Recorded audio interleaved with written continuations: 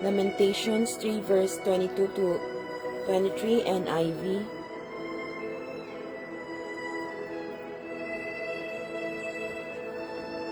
Because of the Lord's great love, we are not consumed, for His compassions never fail. They are new every morning. Great is your faithfulness, Lord God. Heavenly Father, we gather tonight in covenant prayer, united in heart and spirit. Thank you for the gift of this day.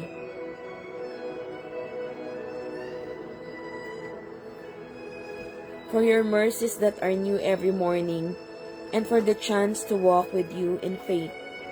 Holy Spirit, fill this time with your presence. Teach us, guide us, and mold us to become true disciples of Christ. Araw-araw, Panginoon, turuan mo kaming maging mabait, mahinahon, at mapagkumbaba sa bawat taong aming makakasalamuha.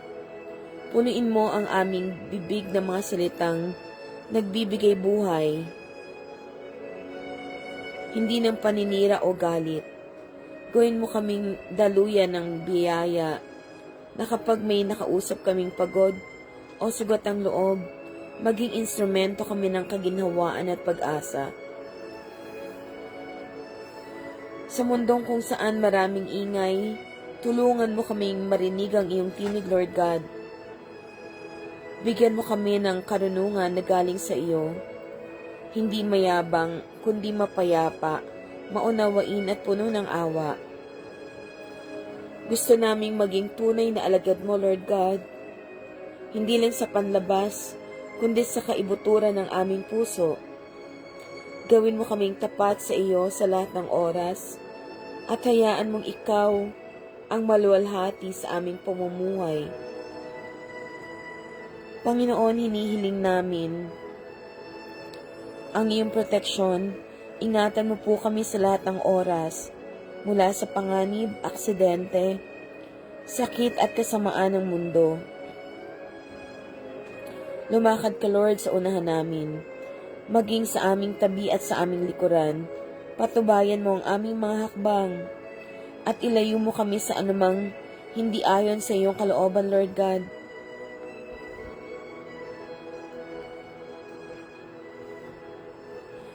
Bigyan mo kami ng discernment, Lord, upang maunawaan kung saan mo kami nais dalhin. Patawarin mo kami, Lord, sa lahat ng aming pagkukulang, sa aming mga salita,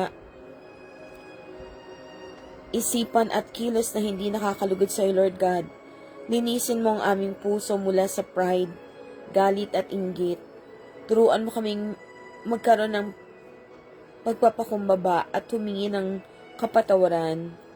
Bigyan mo kami ng bagong simula, Lord God, sa bawat sugat at pasanin na aming dinadala. Tulungan mo kaming isuko ito sa iyo, Lord God. Paalalahanan mo po kami na hindi mo kami binigyan ng espiritu ng takot, kundi ang kapangyarihan na ihayag ang iyong salita, pag-ibig na galing sa iyong puso, at maayos na pag-iisip dahil ikaw ang Diyos na mabuti. Kapag kami ay nag-aalala, bigyan mo kami ng tapang na isuko ang lahat sa iyo, Lord God. Hindi namin mapagtatagumpayan kung hindi ikaw ang aming Diyos, ang Diyos ng katagumpayan, ang Diyos na aming tagapagligtas. Salamat dahil kahit minsan hindi namin makita ang aming halaga, hindi ka sumusuko sa amin, Lord God. Itatak mo sa aming puso na kami ay obra maestra mo, Lord, nilikhang may layunin at halaga. You created us in your image and likeness, Lord God, and we have a purpose in this world, Lord God. There is a purpose for us.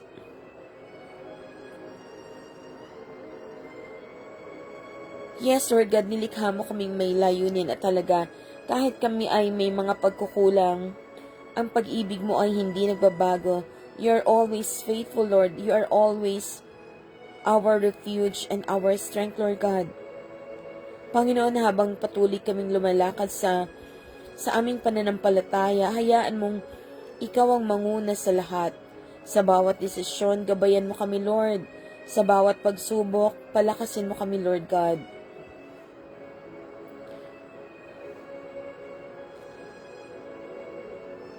Sa aking pamilya, sa aking mga kaibigan, sa aking mga kapatid, sa gitna ng ating covenant prayer, ngayong gabi, paalalahanan tayo na hindi tayo nag-iisa. Ang Diyos ang ating lakas, ang ating tagapagtanggol, ang ating tagapagligtas, at ating kapayapaan. Kung tayo man ay napapagod o nag-aalinlangan, ang paalala niya ay malinaw, I will never leave you nor forsake you. In Hebrews 13 verse 5. Kaya't saan man tayo naroon, anumang laban ang ating hinaharap, tayo ay may Diyos na tapat at mapagmahal.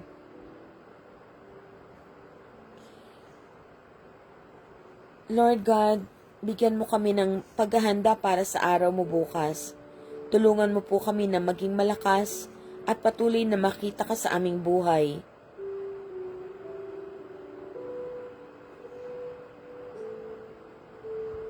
Dakilang Diyos, kami ay patuloy na lumalapit sa iyo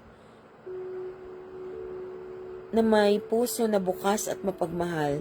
Gabayan mo kami sa aming pamilya, mga kaibigan,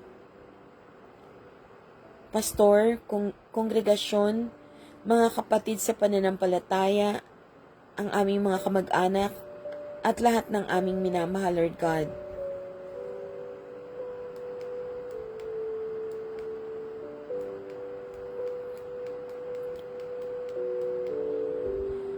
Panginoon, dalangin po namin ang mga may sakit. Itinataas namin, Lord, ang kanilang mga nararamdaman, Lord God. Pawiin mo, Lord, ang kanilang mga kasakitan, dakilang Diyos. Patuloy mo silang yakapin, Lord God, at i-provide, Lord, ang kanilang mga pangangailangan. Ang mga naglilingkod sa gobyerno at ang lahat na nangangailangan ng iyong pagpapala at gabay, kasama rin po namin na sa aming panalangin ng aming mga alagang hayop, Lord God, at mga minamahal na kasambahay. Dakilang Diyos, ikaw ang aming katagumpayan, Lord God. Gamitin mo po kami sa iyong kaharian. Patuloy na maghari ka, Lord, sa aming puso. Sa aming lakad, Lord, ikaw ang manguna, Panginoon. Nais ka naming luwalhatiin, Lord, sa bawat oras ng aming buhay. Dakilang Diyos, salamat sa iyong pag-ibig. Salamat sa iyong habag at awa for tonight's covenant time, Lord God. Isang malaking regalo, Lord God, na muli ka naming binibigyan ng pasasalamat. At patuloy, Lord, na bigyan mo kami ng katapatan, Lord God, na nagnanais nga kami, Lord God, na magamit sa iyong ubasan to be a vessel of every beautiful things upon your presence, Lord God. Ipinagkakatiwala namin sa iyo lahat ang aming buhay, Lord God, whatever plans you have in this life, Lord, in this life journey. Ikaw, Lord, ang patuloy na magbigay sa amin ng katagumpayan.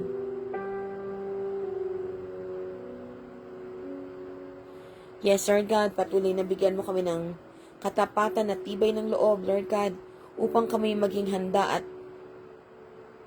upang kami patuloy na maging handa na maglingkod at magamit sa iyong ubasan, Lord God.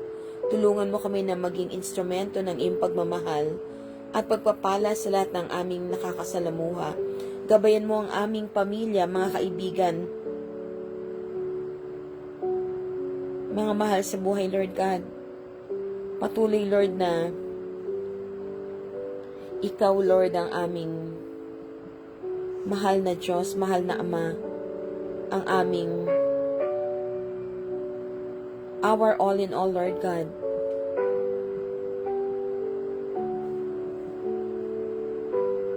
In Psalm 91, Whoever dwells in the shelter of the Most High will rest in the shadow of the Almighty. I will say of the Lord, He is my refuge and my fortress, my God, in whom I trust. Surely He will save you from the fowler's snare and from the deadly pestilence. He will cover you with His feathers, and under His wings you will find refuge. His faithfulness will be your shield and rampart.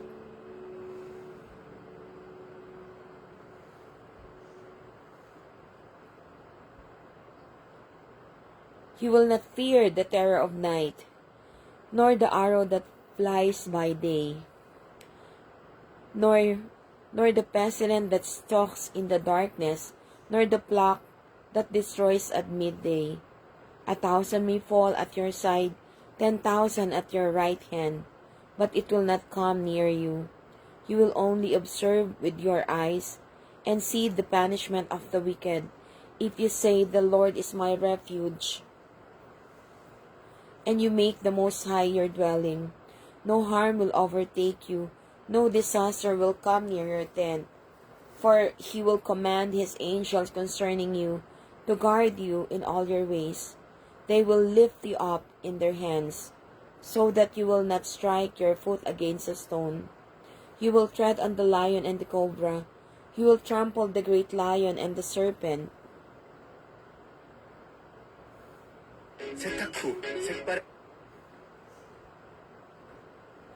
Because He loves me, says the Lord, I will rescue him, I will protect him.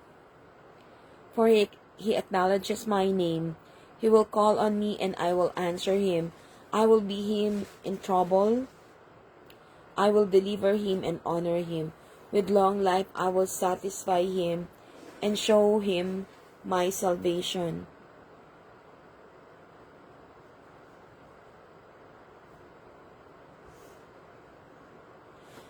Yes, Lord God, salamat Panginoon sa iyong unconditional love, Lord God. Thank you, Lord, for this scripture, Lord God, that you have given us protection, you have given us strength,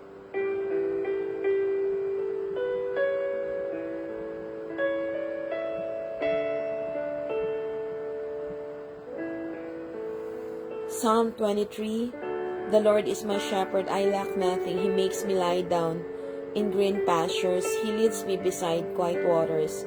He refreshes my soul. He guides me along the right paths for His name's sake. Even though I walk through the darkest valley, I will fear no evil, for you are with me. Your rod and your staff, they comfort me. You prepare a table before me in the presence of enemies.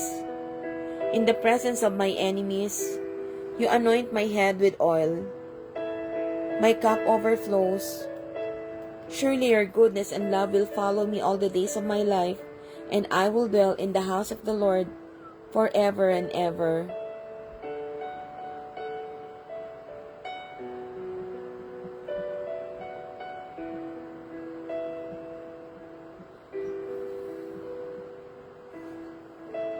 Our Father in heaven, hallowed be your name. Your kingdom come, your will be done on earth as it is in heaven. Give us today our daily bread, and forgive us our debts, as we also have forgiven our debtors. And lead us not into temptation, but deliver us from the evil one. For yours is the kingdom and the power and the glory, forever. Amen.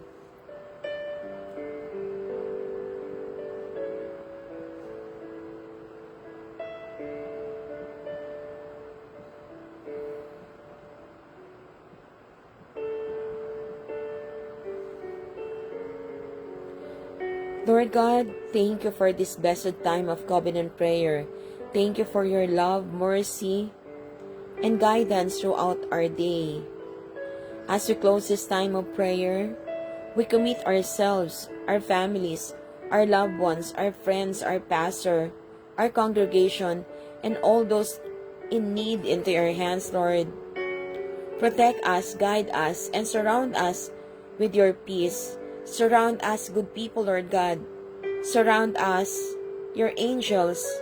Lord, continue to bless those who are sick, those who serve others, and even our beloved pets, Lord. May your presence be with us always, and may we remain faithful and steadfast in your love and service. We pray that your will be done, Lord, in our lives, that we may be instrument of your grace, love, mercy, compassion, goodness, and kindness in this world, Lord God. Fill our hearts with joy, hope, and peace as we rest tonight, Lord God. Surely your goodness and love will follow me all the days of my life, and I will dwell in the house of the Lord forever. In Psalm 23, verse 6.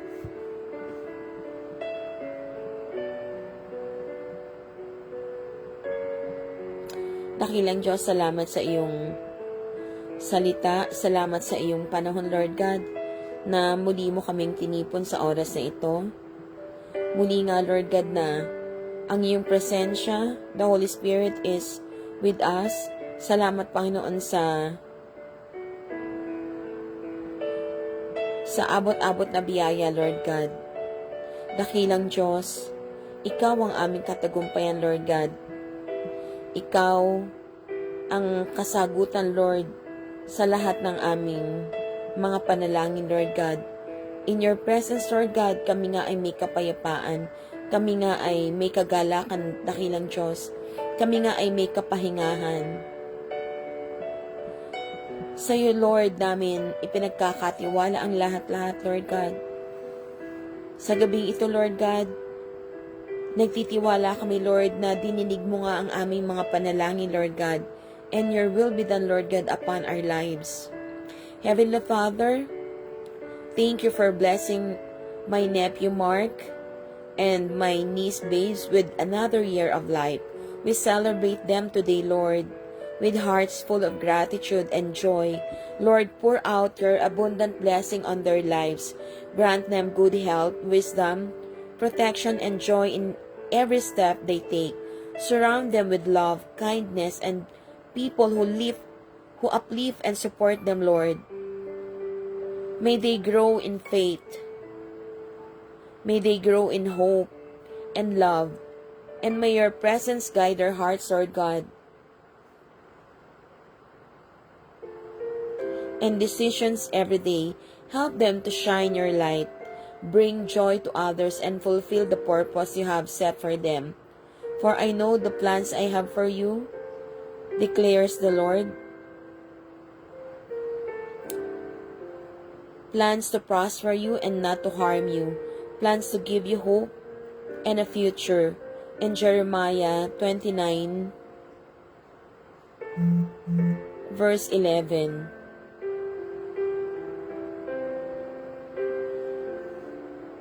Happy birthday again, my precious nephew, Mark Foronda and Mari V. Bautista. May this year be filled with God's favor, blessings, and endless joy. Salamat, Panginoon, sa panibagong buhay na kaloob mo sa kanila, dakilang Diyos. Kami nga ay nagbibigay sa iyo ng mataas na pasasalamat sa iyong maraming biyaya, Lord, abot na abot na biyaya para sa buhay ni Mark Foronda at ni Mari V. Bautista, Panginoon. Ikaw ang dakilang Diyos. Ikaw ang patuloy na magbibigay sa kanila ng ningning, Lord God, at whatever the desire of their hearts, Lord God, we believe, Lord God, that you will grant it according to your richness and glory, Lord God. Heavenly Father, thank you for this precious time of prayer and fellowship with you tonight. Thank you for your love, mercy, and guidance in our lives. As we close this covenant, we lift up our families, Lord, friends, loved ones, our pastor, congregation, and all who are in need, Lord, especially those who are sick, lonely, burdened. Surround them with your protection, comfort, and peace, Lord. Lord, guide us to walk in your ways, in holiness, in truth, to serve you faithfully, and to be an instrument of your love and light in the world. May your blessings, joy, and grace continue to flow in our lives. Surely, your goodness and love will follow us all the days of our lives, of all the days of my life, and I will dwell in the house of the Lord forever. Psalm 23 verse 6. We seal this covenant, Lord, in the name of Jesus Christ, our Lord. Amen and amen. Salamat, Lord, for tonight's covenant time, 9 o'clock covenant time with you. Truly, Lord, we are so grateful, we are so thankful for your presence, Lord God. Lord, give us a beautiful sleep, Lord God, and may we able to wake up with a beautiful heart, with a heart full of joy, happiness, thankfulness, greatness, gratitude, to be able to worship you, Lord, again, to be able to worship you in spirit and truth, to be able to worship you with gladness and joy. Thank you, Lord. In Jesus' name we pray.